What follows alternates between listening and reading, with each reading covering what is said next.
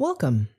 In this episode, there's an introduction, an interview, and most importantly at the end, a group frequency calibration where the frequency work happens and change is catalyzed. Enjoy. Hi everyone, this is Karen Cheong and I'm here with my co-host Tia Hendrickson. Most of us grow up being taught to be nice. If we weren't nice, we're being bad or mean, and some of us were even punished for it. Of course, there's nothing wrong with learning to share or being kind to others. Both of those things are a higher expression of being human. There are a great number of us, however, who are nice because we're uncomfortable with other people's discomfort and often express that niceness to our own detriment. Today, we're going to be discussing the danger of being nice and the boundary between kindness and self-sacrifice. And after the discussion, we get to the most important part of this episode. The group frequency calibration at the end is where the frequency work happens and where change actually occurs. So be sure to listen to that. Without releasing distortion patterns targeted by the GFC, the change you want will be more difficult to attain because you haven't addressed the root of the issue. So let's get started. Tia? So my first question is, what's wrong with being nice? And it's perfect that you're asking this question because you're like the nicest person. Okay, so niceness in itself, there's nothing wrong with it, especially if we're talking about kindness within the framework of nice. Okay, and often those two things are intertwined and thought of as the same thing. Where nice becomes dangerous is when we are, it becomes a distortion and we start to self-sacrifice in order to be nice, okay? Because we feel uncomfortable with other people not thinking that we're nice, or we have all these rule sets running that obligate us to be nice and we feel like a bad person. Because a lot of times, like when we're growing up, we're conditioned to be nice, right? We're conditioned to to share, to be considerate of other people, that type of stuff. And that's all awesome, right? So sharing and being thoughtful towards others is obviously a beautiful expression of being human. Mm-hmm. It is when it distorts and it becomes something where you start to negate self or allow things to happen to you or receive abuse because you can't not be nice. Like you can't say no. Okay, where you can't hold boundaries. I know you're smiling because this is kind of like what you used to be. Yeah. And still come from time to time. But this is a core one for me. Mm-hmm. Yeah. So I guess once you recognize that you do this, what should we do about it? Help me. Yeah. So I think the first thing is to recognize that we do it. Okay. So even before, when we interact with another. So even before we speak, there's a recognition of the other's frequency patterns. You may not realize that you're doing this, but you are, okay? And a lot of people who are intuitive or feel others will actually register the other's distortions without thinking that, I'm registering their distortion patterns or feeling what they're feeling. You just have a feeling about them. Right. And is that like an empath? Yeah, like an empath would be somebody who feels another acutely. So that is, yes, you're picking up on all their stuff. Okay, but even non-empaths, you're saying before you get together, everyone does this consciously or unconsciously? That's correct. Okay. Yeah. And so when we scan each other, because we do that, we get an imprint of the other. We have a feeling about the other person. And there's some that you're just like, right? Yeah. You don't want to interact with them. You don't need to know why. You just it skeeves you out. Or there's some people that you really like. You're drawn to them. Yeah, exactly. You don't know why. Okay. So we're registering each other's distortions. And for people who are people pleasers, oftentimes they're the ones who run low self-worth patterns and non-deserving, oftentimes abuse patterns or control patterns, meaning others have controlled them. Mm-hmm. So what happens often in this, we think that we're these individual beings that are totally nuanced and private, right? No one else can see it, but actually it's pretty open. So a lot of times for people pleasers, they'll have people who want to latch into them, who want to come into their frequency resonance to pull on different things like life force or just your frequency resonance so that they will feel better. And they may not have the intention of doing it, like they're not maliciously scanning the world necessarily, right? But if given the opportunity, they'll latch into somebody who is willing to allow that to happen. And that whole process could be unconscious for both parties. Yes, yeah, absolutely. So that's happening even without us realizing that's happening.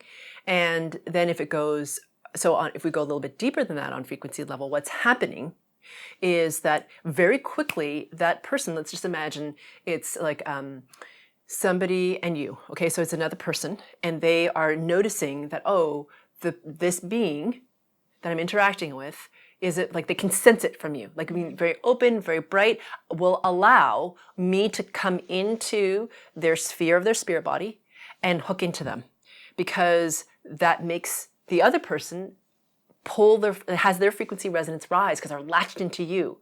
And that will then make you, as the people pleaser, drop in frequency resonance. And it can often make you feel exhausted and tired, like not just exhausted, but like emotionally, like taken advantage of sometimes, or like kind of just like after, like a little bit yucky after the experience, just resentful, like, even. Resentful. Yeah. Yes, exactly. Yeah. Resentful. Like, why did that happen? Like, because it feels like they're taking something from you, because they are. Yeah. You can't express it that way, but they have taken something from you, and it's your frequency resonance. Some people call them vampires. Yes. Yeah. Exactly. And so the thing for people pleasers to know is to empower your no.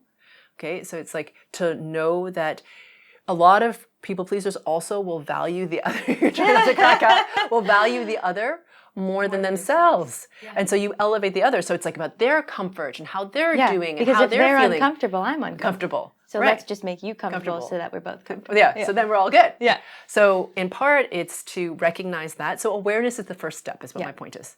Okay, awareness, number one. Second is to hold your space.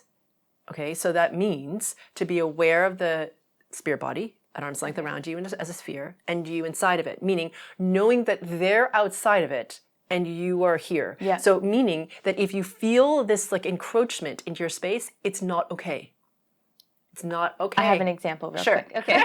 So this is step 2, just so we know where we are, but I have to, so clearly this is like my frequency distortion pattern. Is that how you would label it? Yeah. This is like my number one for sure. So it used to be worse. I'm getting better. Yeah. Just 2 days ago, I was at Kaya's, a coffee shop, and I'm holding my baby, and we already ordered. I'm just standing over here, and there's a woman in line, and she goes, with her energy trying to, you kind of had to be there, but basically her energy was trying to attach to me and the baby. I could feel it. Yeah. And I finally consciously was like, and I held my space, and it felt mean to do that. Oh, okay. It felt meaning mean. You didn't allow her to come into the space that was yours. And I don't mean physically, I mean energetically. Yeah. Right? So I still smiled. Yeah. Yeah, thank you. But I held that space. Yeah. And it did feel mean because it's not natural. So what would you say to someone who might feel similar? Yeah. So my first answer would be to understand that the feeling mean is a distortion pattern from your lineage, that you have to be, like, you have to self-sacrifice. You have to allow someone to latch into you to have value or worth, or to be loved. Oof. So that's like a big thing, and that's a distortion. And so that's why the GFC, by the way, people, at the end of this, is like where all the action is. This is where the change happens, because we release distortion patterns in the GFC. It's really critical. So one of the things that we'll start to release, because this is a big one, especially for those of you like Tia, it's not going to be just like a one and done for you guys. No. It's like multiple layers of this. It has to do with low self-worth, boundaries, holding your space, like, right? There's a whole bunch of stuff like consolidated into like one topic, but it will be the beginning of that. So you even have the awareness that, no, I don't want you in my space. So it's to, like I said, have the awareness, and then to recognize after you do more release, the consequence to you of her being able to come into your space, meaning the drop in your frequency resonance, and recognizing that you are as valuable as she is, right? Because what's happening there is you're willing to self-sacrifice. You're willing to have your frequency resonance drop so she will feel better. Yes. But that's because in your framework or perception, she's more important than you are. Even if it's an unconscious thing that you're doing, it is. So you're not as valuable as her. So again, it's another layer of low self-worth and non-deserving that you have to address, to be like, actually, no, I am valuable. And In fact, I am so valuable that the higher my frequency resonance, it helps her. So not letting her hook into me helps her. That's good for those helper people. Yeah, exactly. Because the stronger you are and the higher your resonance is, the more positively you can impact other. So if you think of it that way. There you go. That's the key right there. Yeah, that will help you hold that space. If you want to please people, do it that way. Or help them, actually. Yes. If you want to empower them. Yes. Empower them. Please is not. Yeah. So I think that sort of mashes in, all that stuff is mixed up in there. And the next thing is to recognize that just because someone wants something from you, you don't have to give it. Right? That's a big thing. And just because somebody wants to give something to you doesn't mean you have to receive it. Those are other two things. Because for people pleasers, they want to like take everything in, or they want to give. And so it's hard for them to negotiate that. But it's like, just because you can be gracious, right? And kind. And then also not sacrifice self, where it's like, yes, thank you so much. I appreciate you offering this to me, but at this time, I can't take that from you right now. Right. Okay. Or I'm not able to, or I'm not in the space to, or I'm not resourced enough, or whatever it is, or just no thank you. Actually, no, thank you. Without a reason. It's totally fine. You don't have to give a reason. Right. You just, no thank you. Yeah. And as I find as women, we almost have to like give an excuse, like, no, it's insufficient, but no thank you is sufficient. No. I think that's a thing that, a rule set that as women we have to work on. Yeah, so I was just going to say that too. The whole people pleasing is more women typically, right? Typically. Tends to be more feminine in its nature. And I just want to distinguish. Okay, so Chris and I were having this really awesome conversation last night, and he was suggesting that there's a distinction between nice and kind. So nice is this umbrella thing, right? That we all believe that we should, or many of us, not all of us, many, believe that we should be nice because that's how it's good to be in the world. And then there's kindness, which is that beautiful human emotion of, well, I don't know if I need to define kindness. I think we all know what it is. But with people pleasers, kindness distorts often into self-sacrifice. It kind of bleeds into self-negation or self-sacrifice, but it's still considered to be nice, even though there's a penalty to you, right? So to distinguish when kindness becomes self-sacrifice, but that requires an awareness of the impact on you. Does that make sense? That you aren't willing to allow that self-sacrifice to happen, which really is, an awareness is important, and then it's important to do the frequency work. Because it's mentally, it's like, you know what I mean? It's a nicety to say that I don't want that, but it's difficult to embody it until you can release enough of the distortions together. So I have a little story. First grade, there was a girl, and she was my best friend. And she would say to me, if you don't give me half your sandwich, I'm not going to be your friend. And I would give it to her. Wow. And she would say, if you don't draw this for me for the project, I'm not going to be your friend. And I would do it. And I'd come home crying, and I don't know what to do. And my mom, goes in, talks to the teacher, and nothing changes because she keeps doing it. And so this is really hitting home. This has been a core thing for me for so long. And I'm sure there's other people that feel similar. So for any of your podcast topics, if it's something that's so deeply ingrained, it can feel like, God, where do you even begin? I guess it's important to look at how far you've come with that topic that's challenging for you. And I guess just keep listening to the GFC or keep and then, any positive. And then I would say notice where you're compelled to go.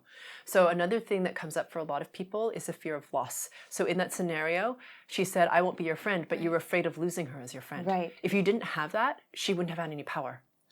Right? If you're like, well, okay. Well, yeah, be my of friend. Course, now I'd be like, I don't want to be your friend.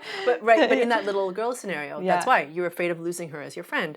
So there is a deep dive on the fear of loss. It's actually critical. The fear of loss is such a huge distortion pattern, and so much of our behavior is driven by the fear that we're going to lose something, someone, whatever. Opportunity, and whatever. That's a fundamental one, right? A fundamental human. Yeah, foundational human distortion pattern. Human, Yeah, it's really, really key. So that would be another one for the people pleaser. So I would say that if you don't know where to begin, you can always, if you're stuck, write into info@ and Spherical Luminosity and ask for hey, is there a GFC recommendation or deep dive recommendation? Nice. Yeah. And then they can help you with that.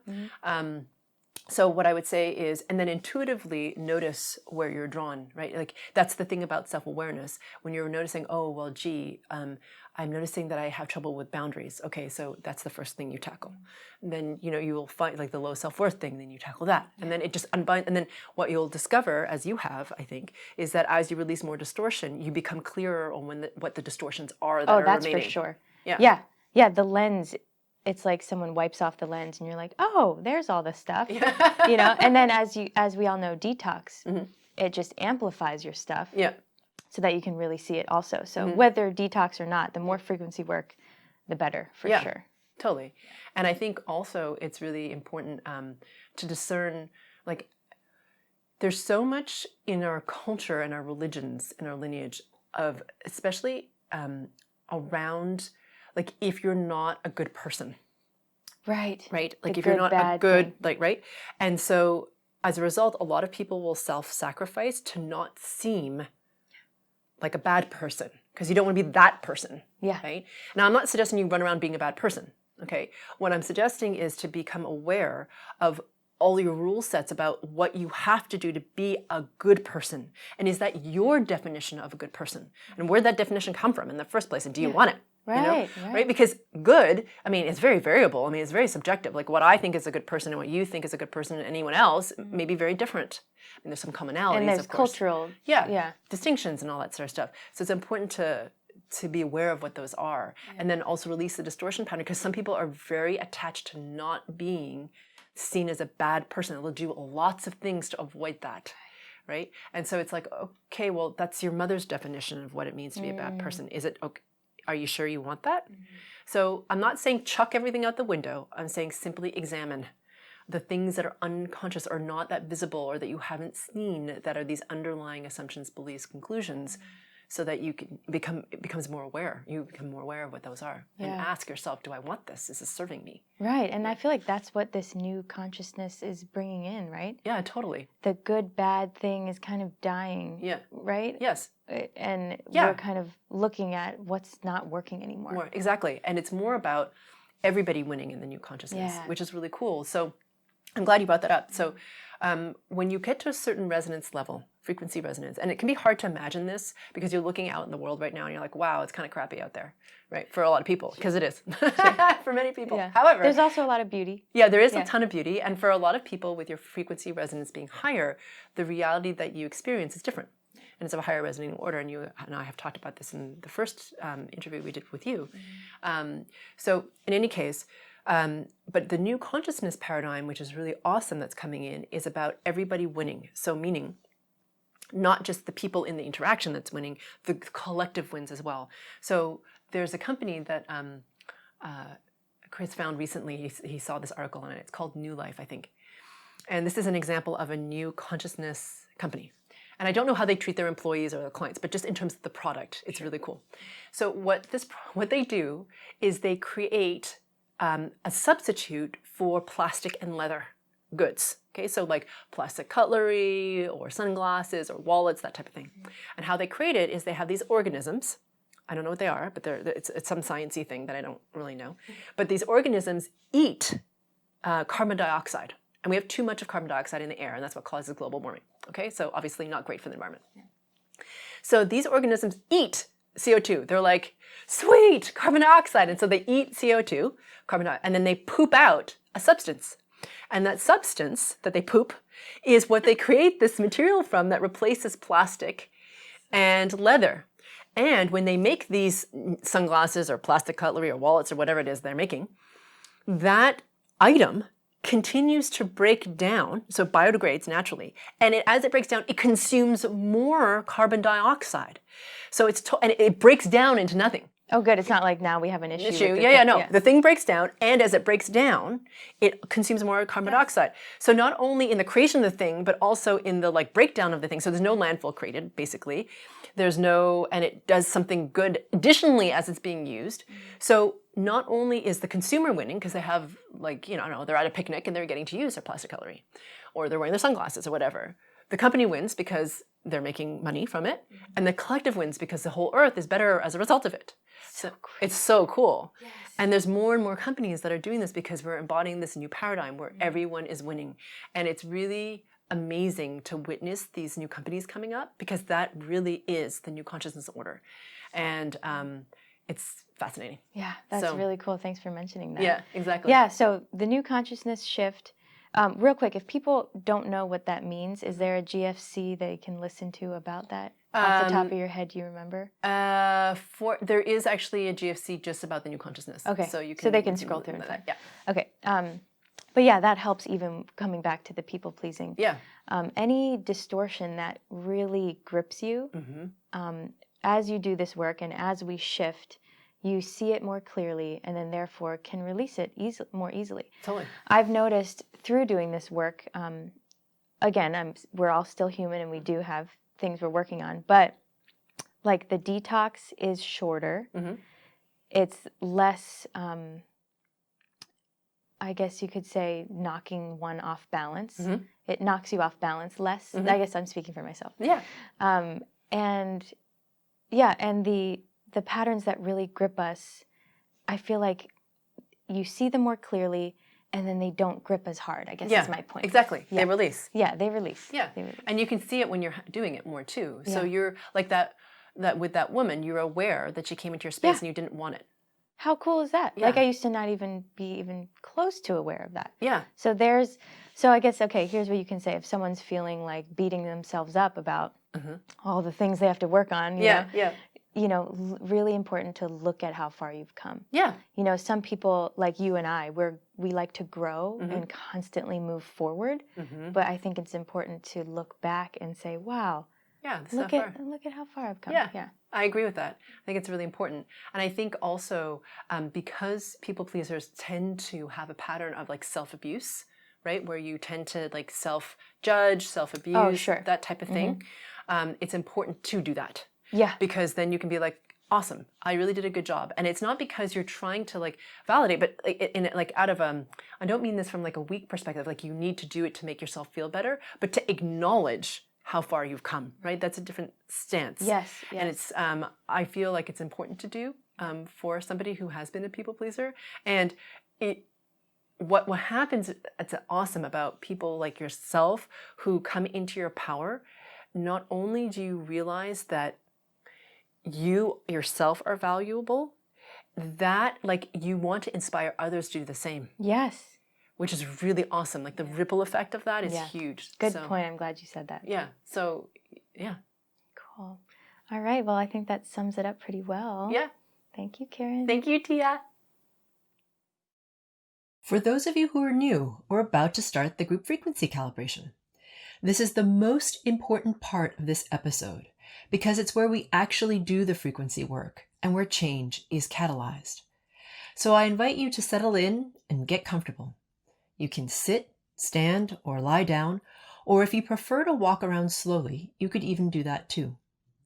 If during the GFC you find that you start falling asleep, even if you didn't feel tired when you started, just let yourself drift off. It just means the frequencies are really high for you, and you are going into a sleep state to integrate them more efficiently. If this happens, it's good to listen to the GFC portion again a few times until you can stay awake for the whole thing.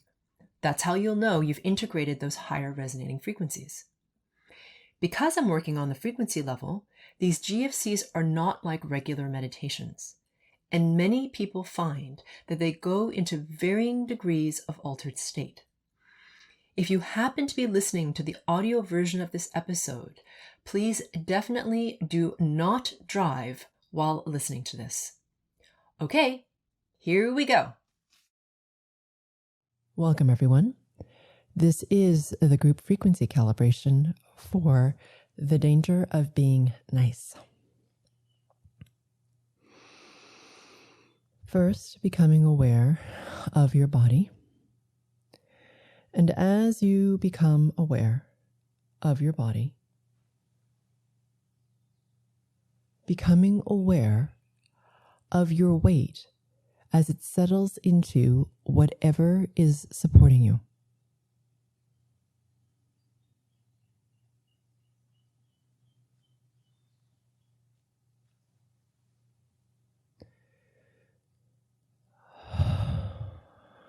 Good. And now, please become aware of the nape of your neck. And noticing what it's touching. If you have longer hair, the feeling of your hair against your nape of your neck. Noticing the temperature of the air against your skin. Just noticing this part of your body.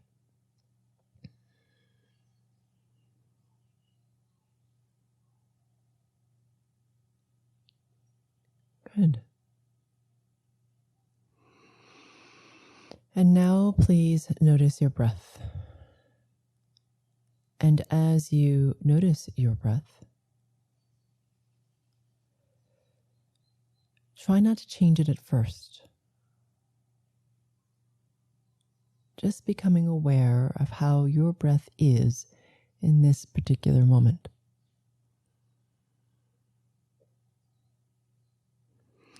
Notice if you go into judgment around your breath. And whenever you're ready,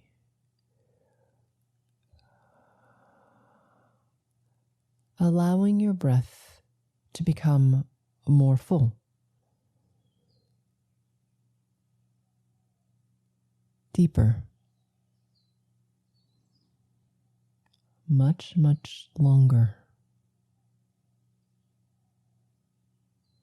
Noticing if you can fill not only the front of your chest, but also your back body and your side body underneath your armpits. Noticing your breath and allowing it to become more round.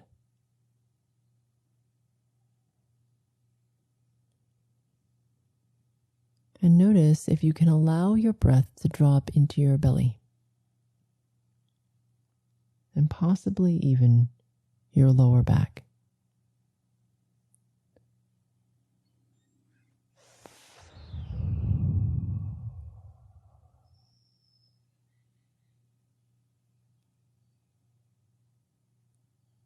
Good.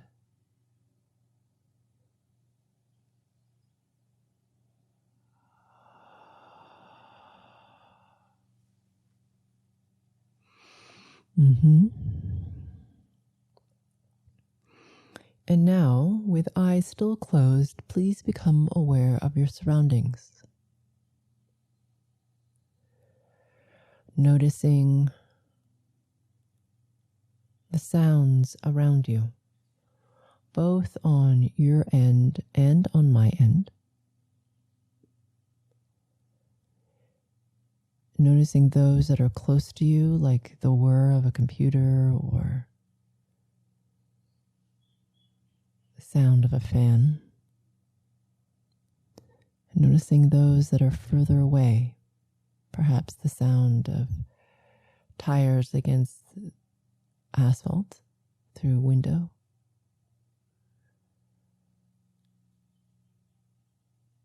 Perhaps noises coming from beyond a closed door. Noticing the sounds that you may not normally notice and what direction they are coming from.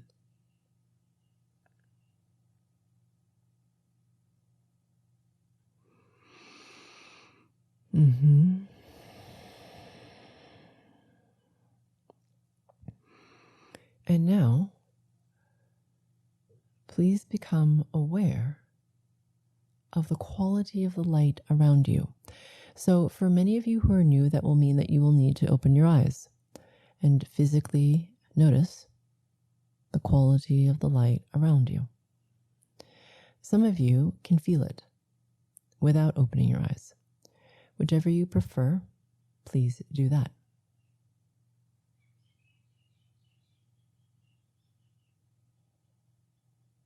Good. And now please triangulate. And what that means for those of you who are new is to become aware of 3 inanimate objects in the space around you. And noticing the distance between each object and you. So, for example, if object A is the dresser, noticing that the distance between the dresser and you is about 7 foot. And then feeling that distance between the dresser and you. And then please do that for objects B and C.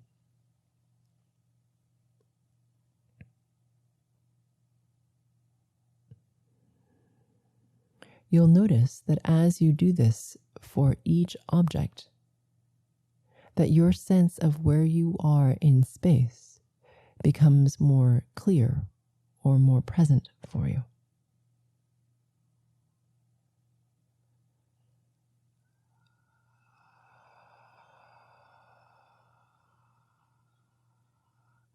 By being more present as to your spatial location,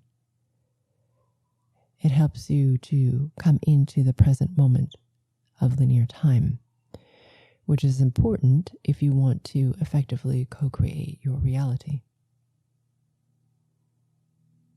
or experience your higher self. Good. So bringing your attention now to your heart space in the center of your chest in your nipple line. And as you bring your attention to this space, taking a nice deep breath, holding your breath for a count of 4. And then whenever you've completed that 4 count, releasing the air out of your lungs at the speed and intensity that you prefer, and holding your breath out.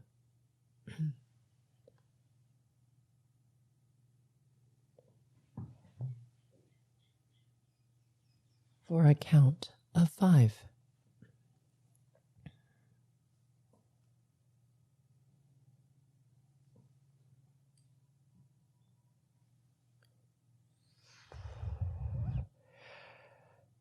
As we wait, breathing normally, maintaining your awareness on this point.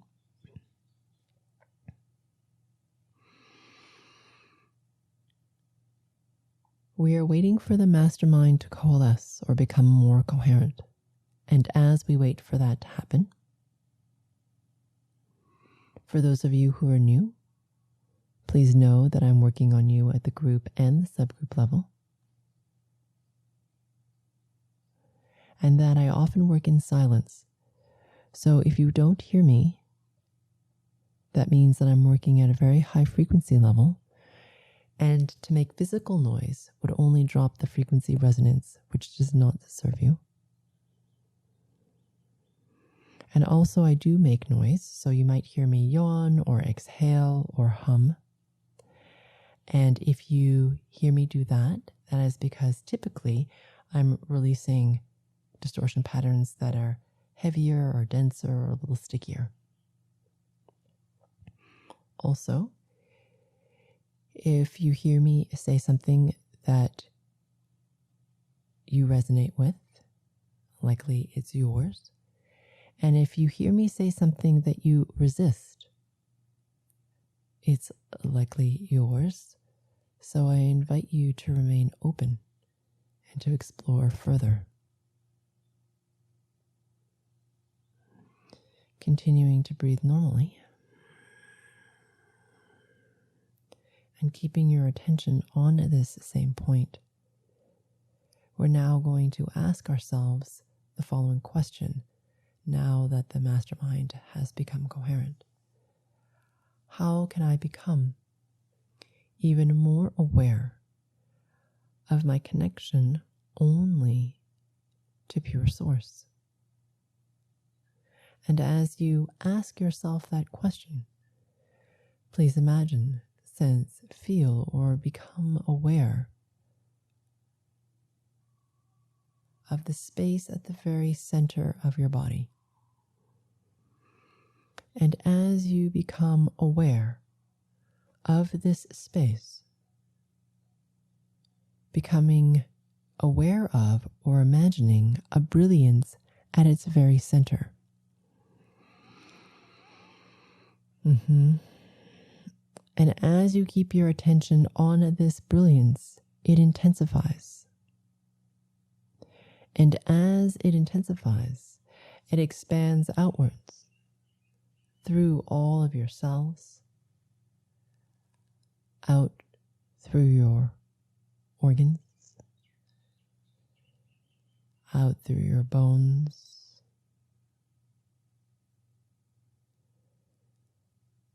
through your flesh and your muscles,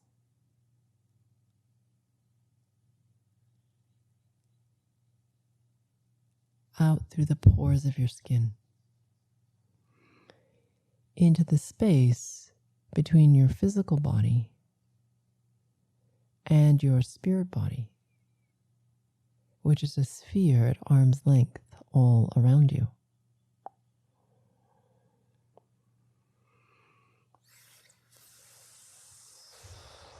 Please become aware of the brilliance within the sphere.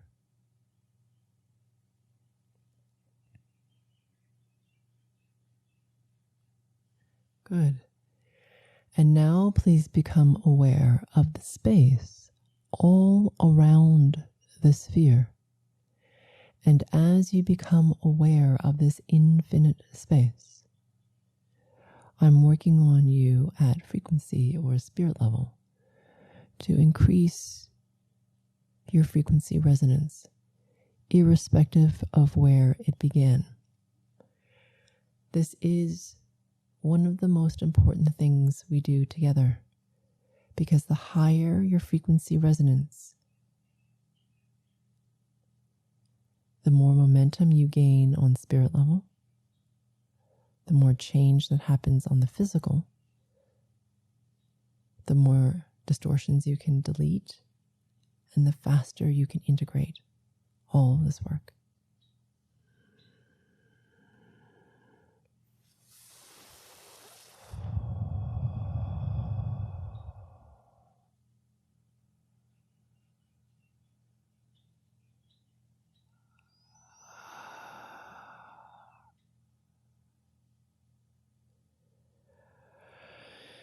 Good.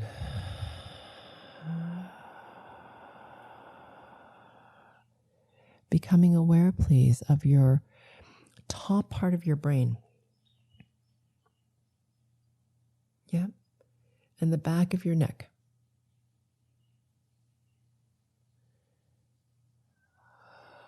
And as you become aware of these two spaces, you can put your hand or a hand on each of these spaces. Or if that's distracting, don't do it. The first distortion pattern that we are going to release, which is a big one, is the elevation of someone else's needs or desires or beingness above yours, meaning that they are better in some way than you are. And therefore, you have to sacrifice self in order to make them more comfortable, feel good, whatever. Let's release this one.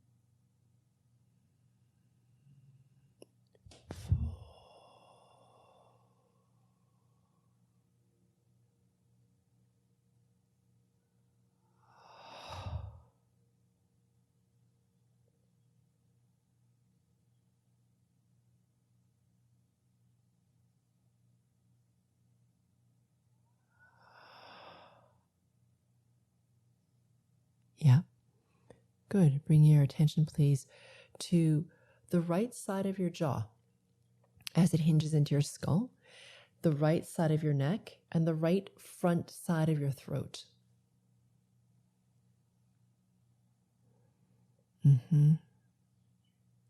Yeah. This is the distortion of needing to take on another's burdens or the negative emotions they have, or distortion patterns of theirs, in order to either make them feel better or so that they aren't suffering. Okay, which is slightly different. Releasing also this distortion pattern of discomfort with suffering. Not that suffering is good, okay? And it's in the world. So to be able to be with it, okay? I didn't say that you should settle for it. I said be able to be with it without being charged as much, okay? So releasing this. I'm certainly not advocating suffering. And like I said, it exists. So to release the distortion around it.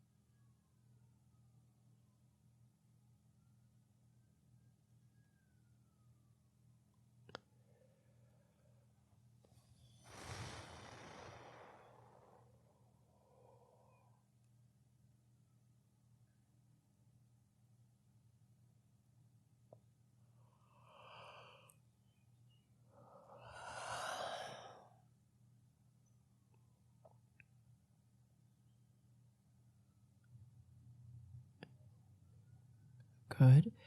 Keeping your attention on the right side of that neck and the top part of the right shoulder, down the right side of the back body. Okay. All the way to basically the top of your butt.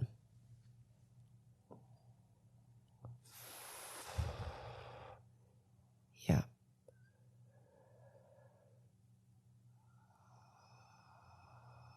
This is the distortion of feeling guilty, bad, mean, or somehow not like a good person. If you say no or hold boundaries with people who want to push their negative or heavy frequencies into you or latch into you. Okay, whatever happens. Let's release this.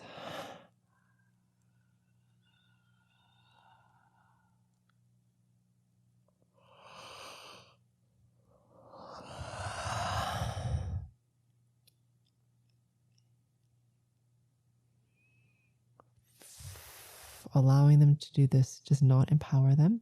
It actually fosters codependency and only drops your resonance. It also doesn't free them from their own distortion.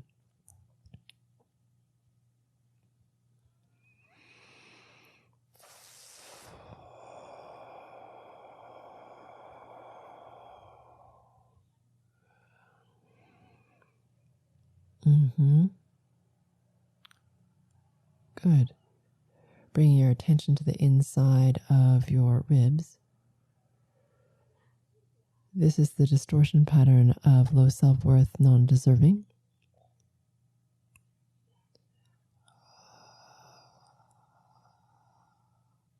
Mm-hmm.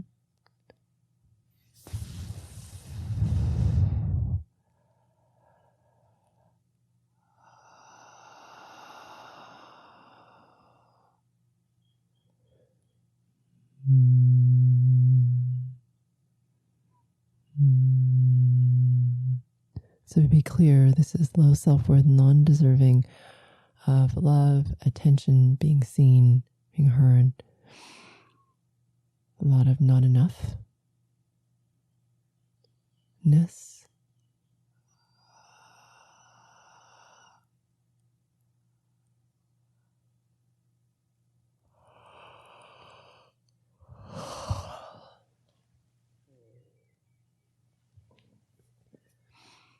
Good.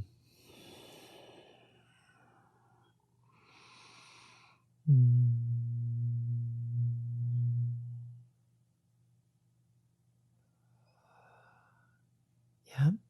Bringing your attention, please, to the xiphoid process right at the base of the sternum, the big thick bone in the center of your chest where your ribs meet in front of your body. And down from that by about 3 inches towards your belly button. Yeah. Clearing out your pain body and resetting it, because your pain body has a memory of you before the frequency work was done. If we don't reset it, you'll fight against the memory of your pain body, so it makes integration slower. So it only takes a couple of seconds.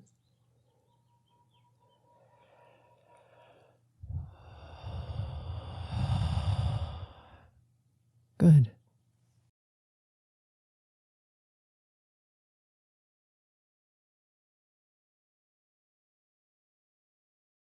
This brings us to the end of this session. I look forward to working with you on the next GFC. It's my sincere hope that you benefit profoundly from this series, which is why I spend so much of my time and personal resources creating these as my gift to the world. If the topic of this GFC resonates with you, it's very likely that more work than can be provided in this one GFC is needed to clear or loosen deeply held distortion patterns in areas that are sticky. Because these patterns are like layers of an onion, there are usually multiple layers to individual topics. Depending on how much of a challenge this topic is for you, it may make sense for you to go deeper than what this one session allows. If you feel like this is the case for you, please visit Spherical Luminosity for more targeted support.